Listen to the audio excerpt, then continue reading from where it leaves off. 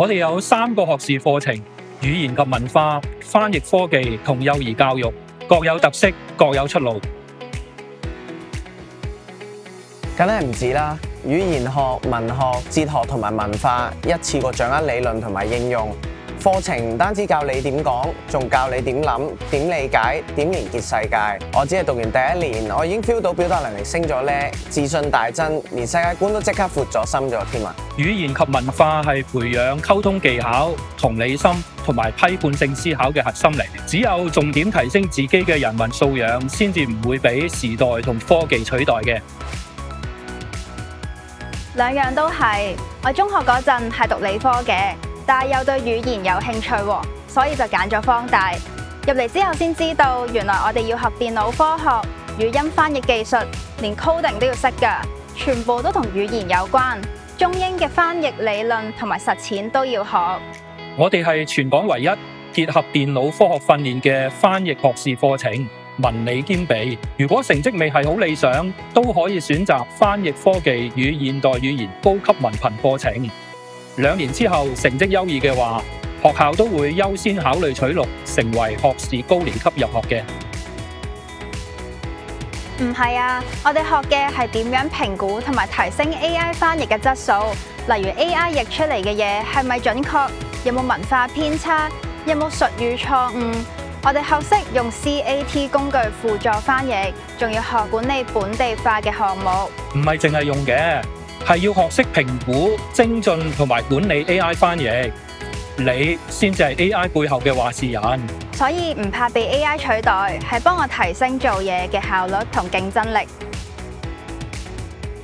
好多人都係咁諗，以為淨係學 ABC 一家嘅 BB 嘢，其實仲有好多嘢要學㗎，有兒童發展心理學、課程設計、教學評估，仲有藝術、音樂、管理同埋育嬰，仲要學點樣關顧有特殊學習需要嘅兒童，所以有教得有好多面向㗎。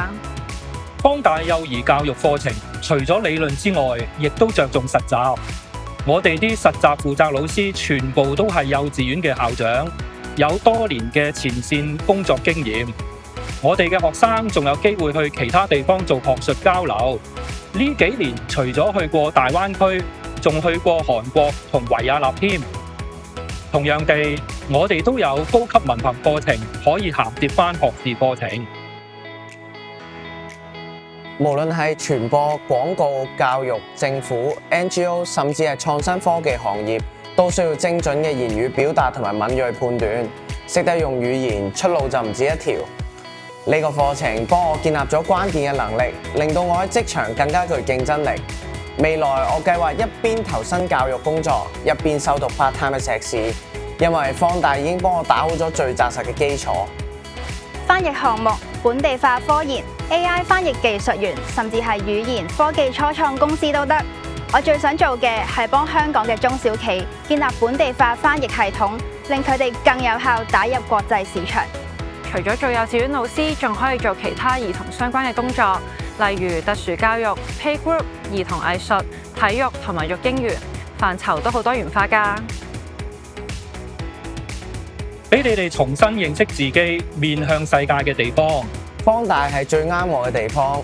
入嚟之前，我以為自己只係中意語言，讀耐先發現我中意同人交流，了解人同埋文化嘅關係。